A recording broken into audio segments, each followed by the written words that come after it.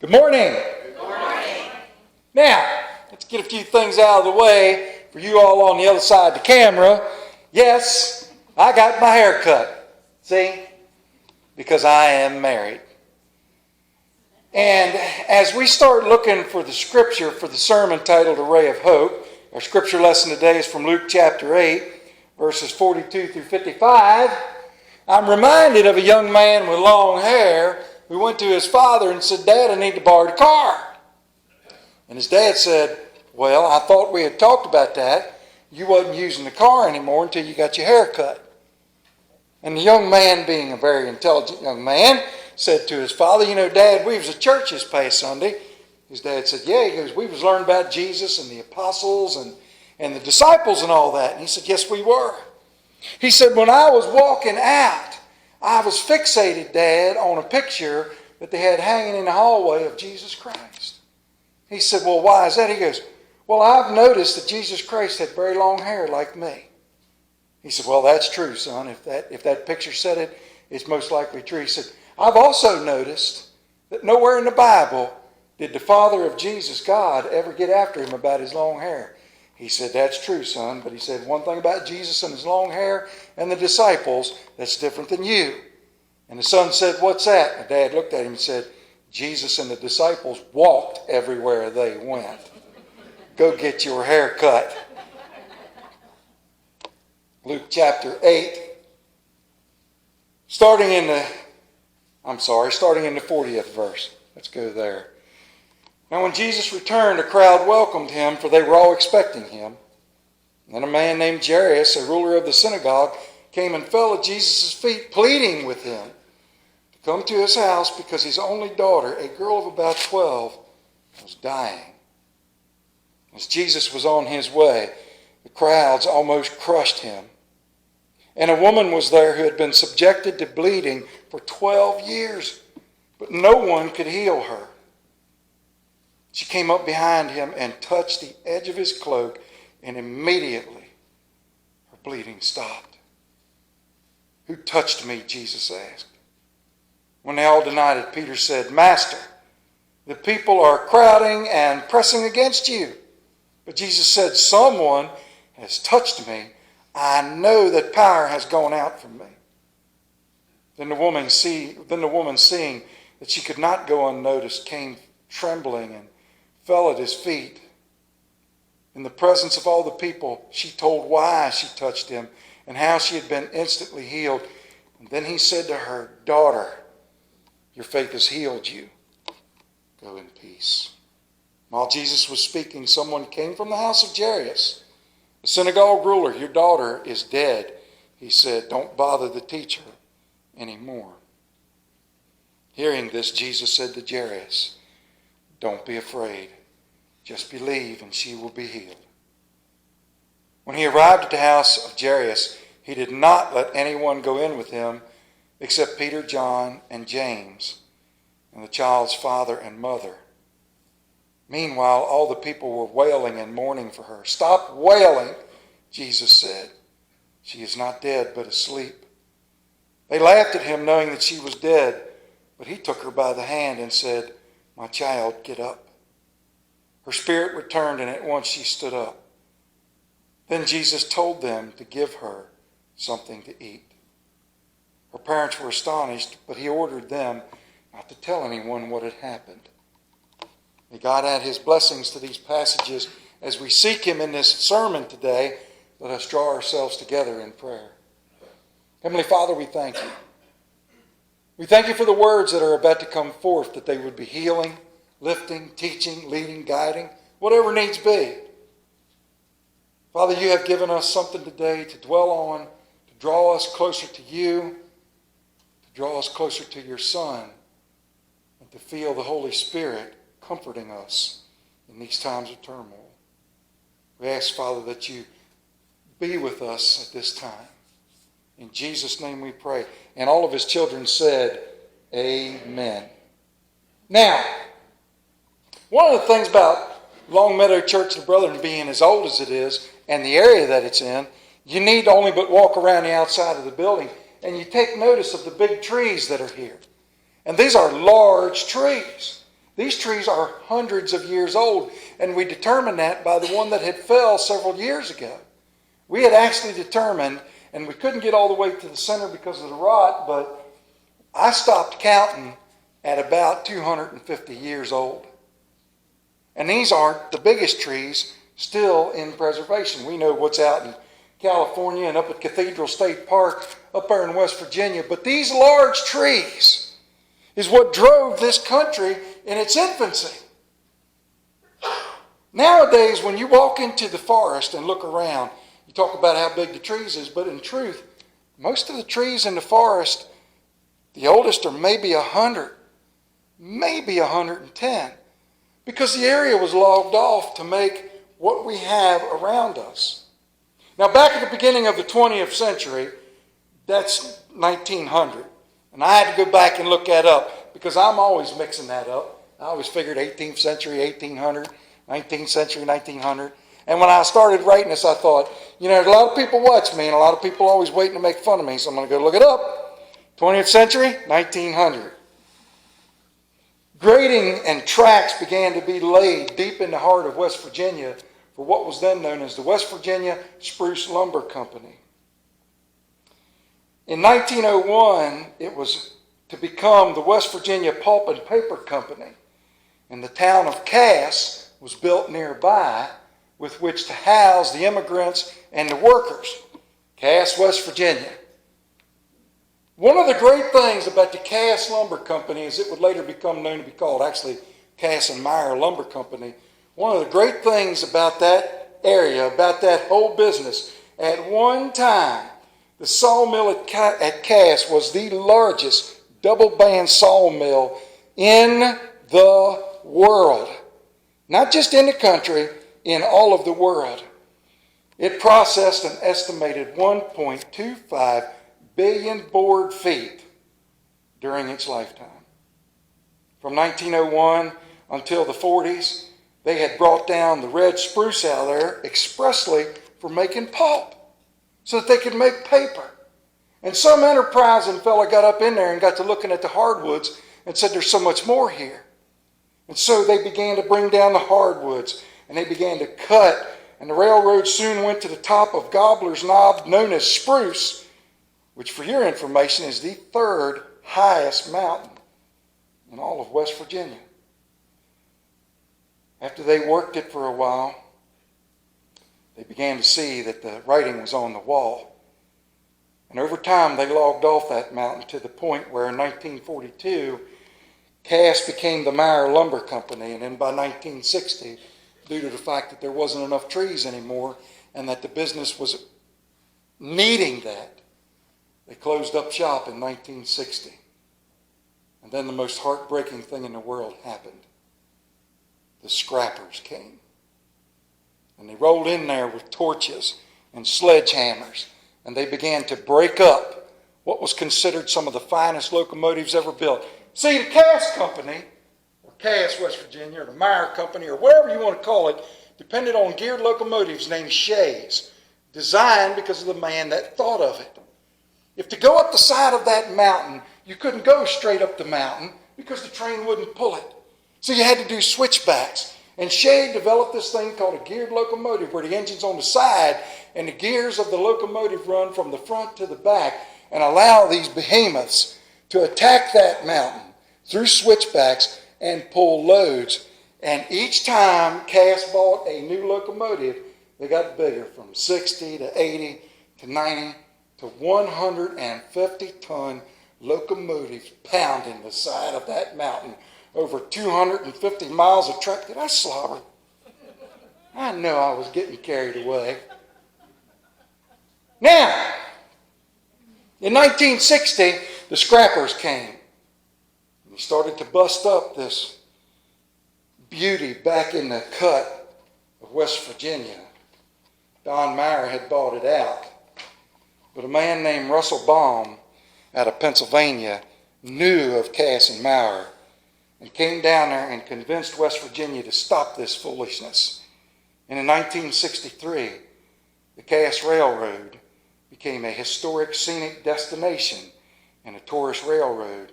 And now those mighty, mighty girls pound that mountain once again, hauling crazy people like me up and down the mountain. And if you're wondering, many times I have been there. Many times. One of the trains that still operate today, built in 1905, is number 5. She was Lima Locomotive Works number 1503, and she is a 90-tonner. She is gorgeous and big, and she is the oldest operational shay in West Virginia, possibly the world today. And she still makes that run. And for those of us that see that Mecca, everyone knows who's going there. Everyone who's got that disease known as the steam bug, that obsession, that sickness, me, and there's somebody else in this room that does as well, knows number 5. And that's the one we all go to see. Even though number 6 is the 150-ton, and number 6 came from Western Maryland. She was ours, and we gave it to our brothers and sisters in West Virginia. Wasn't that nice of us? But number 5 still runs them rails, and number 5 draws us. And the thing about a shay locomotive is they don't go very fast.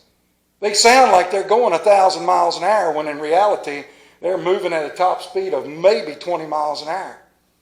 And see, and I'm going to give you the secret here, because my very best good friend in the world, Steve Giles, is sitting back there. And when Steve and I go there, we get in the open observation car and we sit right in front of the boiler, because they push the cars up the hill. We're from here to the camera. We're from here to that rail from the boiler. Can't hear a word, can't talk to each other. All that time, them things are thundering them rails. All we can do is sit in front of them and go like this. Because we're happy. Look, number 5 right there. You could reach out and touch it. We also think that, well, sometimes we ought to be allowed loose in the cab to yank that throttle. The state of West Virginia has seen fit not to let me do that yet.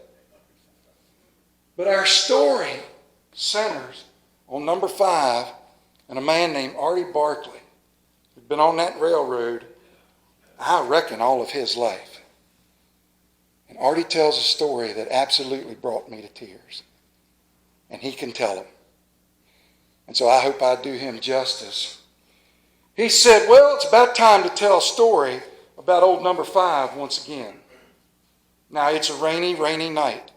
And back there on the Cheat River, back there in that cut, back in Cass, when it goes dark because of that valley, it's dark. There is no playing around. When the sun leaves, it's gone. And Art goes on to tell, Artie says, it was a rainy, foggy, dense, bad night. Neither fit for man nor beast to be out in it. And yet there they were, running the log train. And the log train was running late. And it was after dark, coming up the Cheat River, headed to the sawmill, thundering along. He said the fog was so thick you could have cut it with a knife. You could have drove a 10-penny nail in the fog and hung your hat on the nail. As a matter of fact, even as large as the lamp was on the front of number 5, we couldn't see no more than 30 feet in front of it. And I can imagine what it must have been. You know what? I need to have the proper look. I got to tell a train story. Now, if I'm going to tell a train story, I've got to tell a train story. Now, can you imagine? Let's ride along with Artie and them. They're leaning out the cab as hard as they can go. One hand on that throttle, watching what's going on that rail. Because at 30 feet in that fog, anything wrong on that rail, it's not going to be able to get stopped. And they're watching. And Artie says, suddenly, they began to hear the sound of geese honking. Back in the cut, back in the valley, in the fog, in the thickness. And as they looked, they took notice of the geese flying around the lamp on the front of number 5. They had gotten lost in the fog. They had lost their way. They were not able to figure out where they were and able to land. And yet in the middle of all this turmoil, in the middle of all of this craziness, and you have to understand, to hear one of those locomotives, well, number 1, your heart just... And they're loud and they're strong. And you don't talk a lot. And all of this noise was all behind a lamp that drew the geese in and showed them there was hope for safety. Artie turned to his buddy there, Clyde Gelford, and said, "Have you ever seen anything like that?" And Clyde, who had been on that railroad longer than Artie, said, "I've never seen anything like this in all of my life." The geese were landing on the front of the locomotive and flying around the lamp and continued to follow them in until they got to the lumber yard, and supposedly that's where the geese found the lumber yard's lake and settled into safety. In the middle of all that turmoil, in the middle of everything that's going on, in the middle of all that noise, in the middle of all that, a single ray of light became a single ray of hope and gave them geese somewhere to go to come home safely. Amen. When I heard that story, I said, my goodness gracious, how much hope and faith those simple geese had, regardless of what was going on around them. How much can we learn from that story? Well, we can learn it. I've preached on this scripture, I don't even know how many times. Peggy, how many times have I preached on this scripture? Oh, really? Was it a long time ago?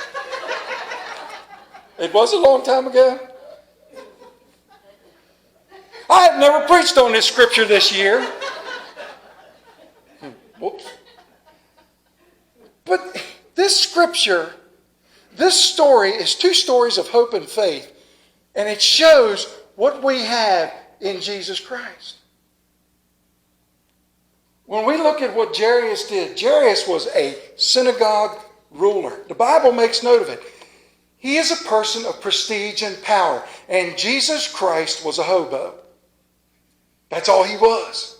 He was homeless. He was a hobo. He was a vagabond. He was all these things. He had to rely on everybody else to give him a handout, to feed him. And yet here's the ruler of the synagogue, dripping with money and power and prestige, comes to Jesus after Jesus has begun his mission and says, "Don't go by my house without helping me, please.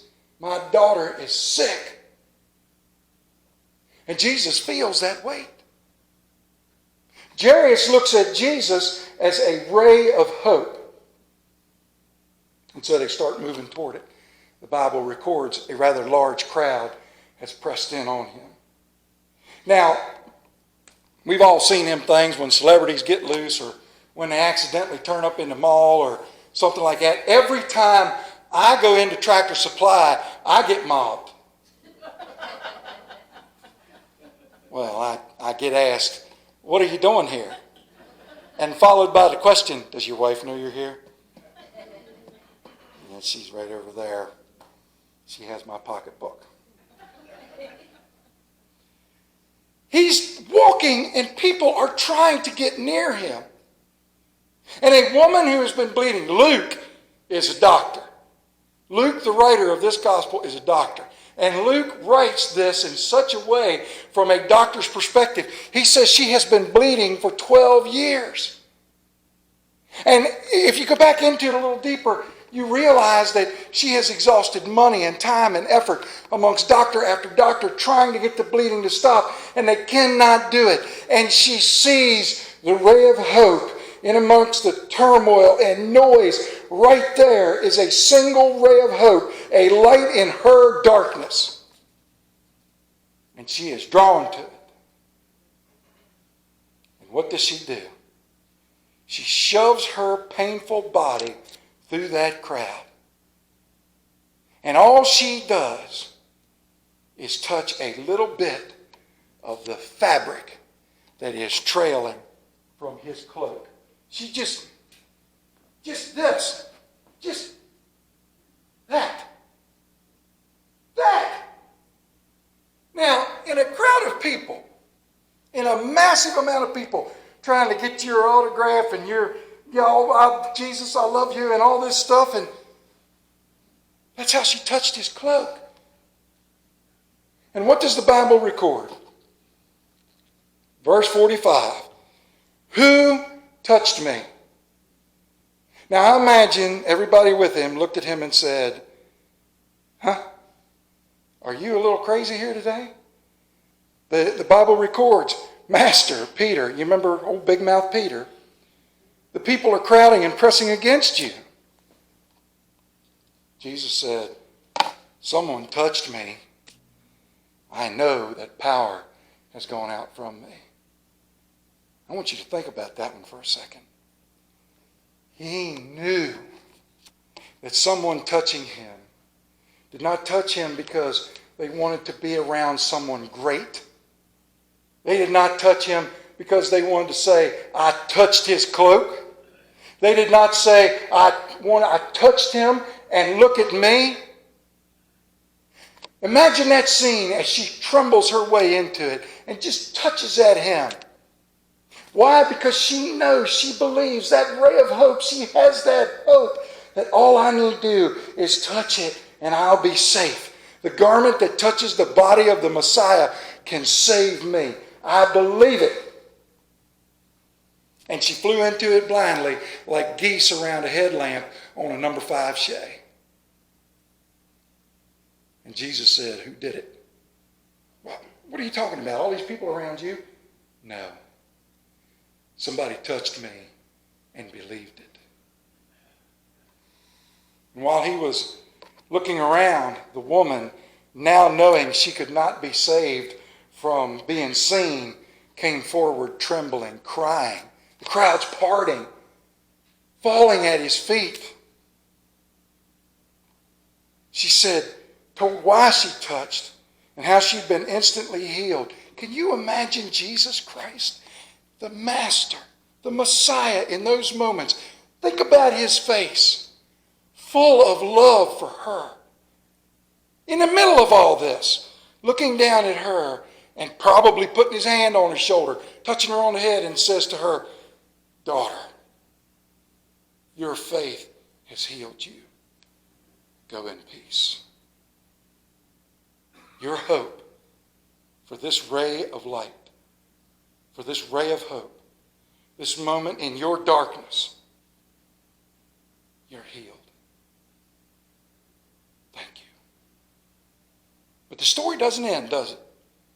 After seeing that, all of this is going on, and while he's still talking, a person from the house of Jairus came up and said, look, to the leader, your daughter is dead.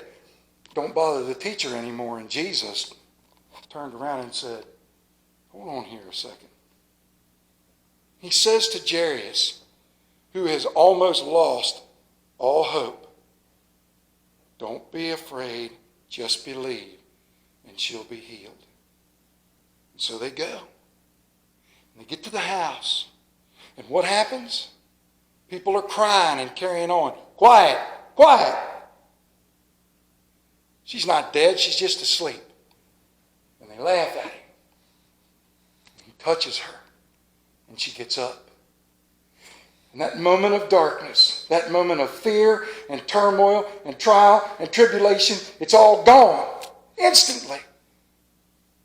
Just like the geese that are flying around that headlight, they have found their safety spot when they have arrived at the lake. Jairus has seen the power of Jesus Christ. He understands it now.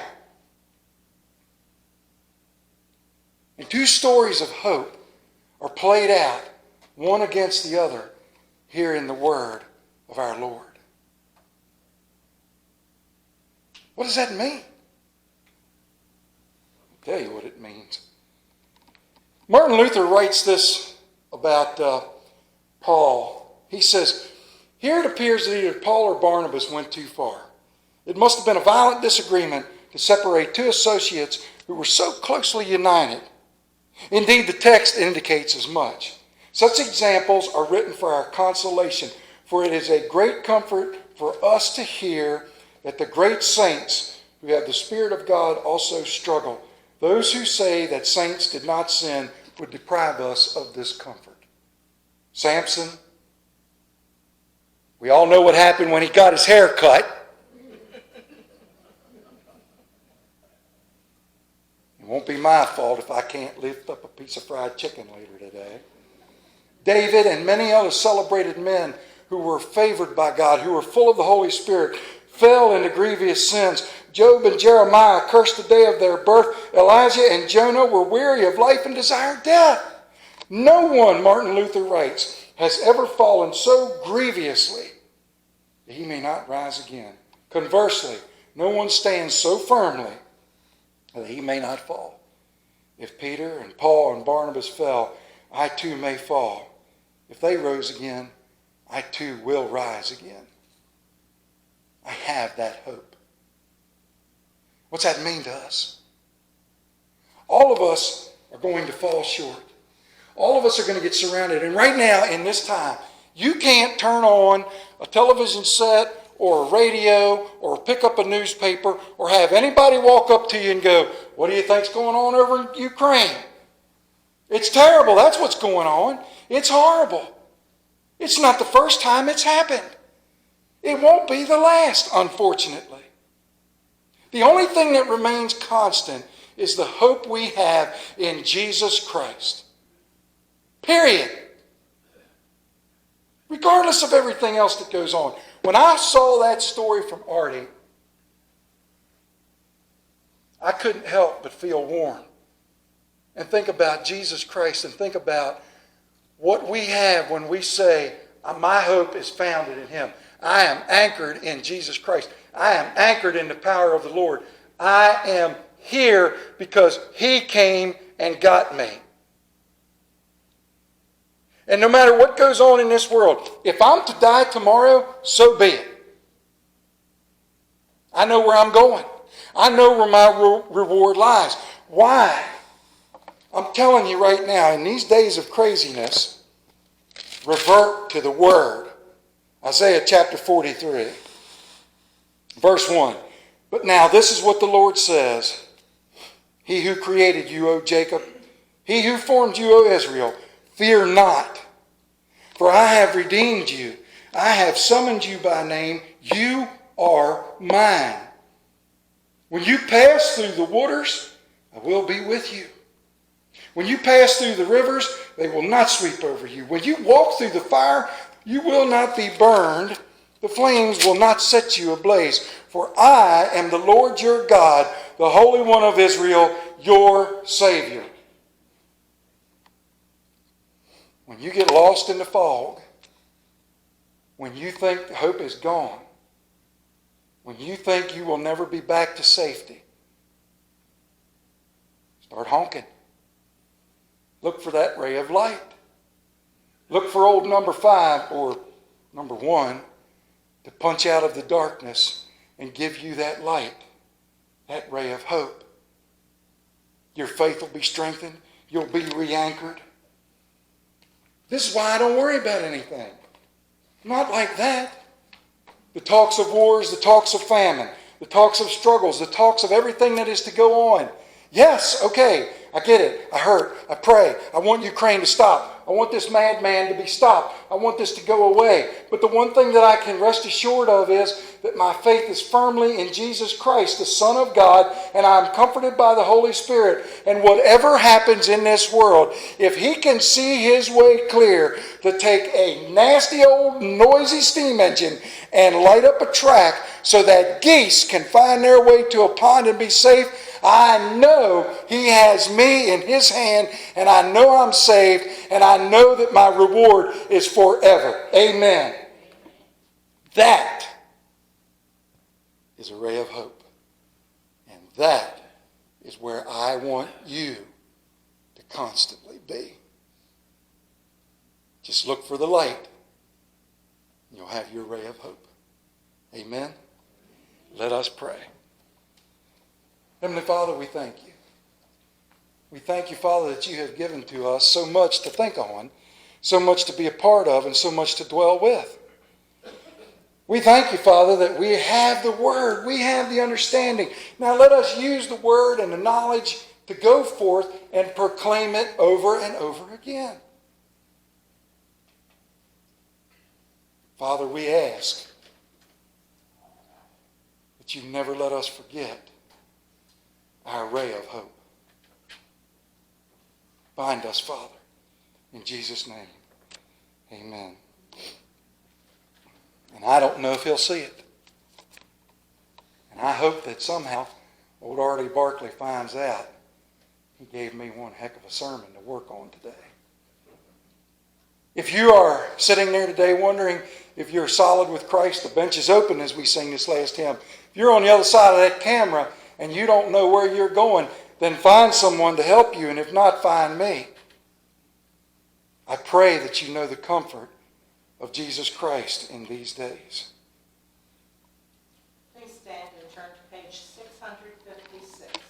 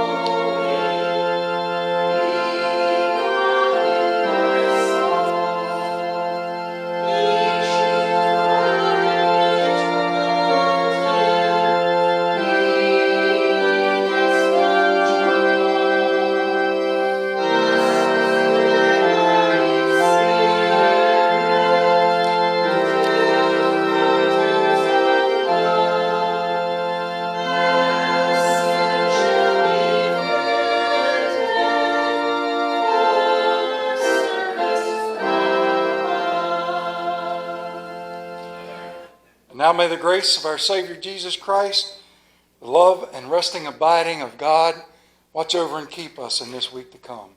May you each be blessed. Thank you, now and forevermore.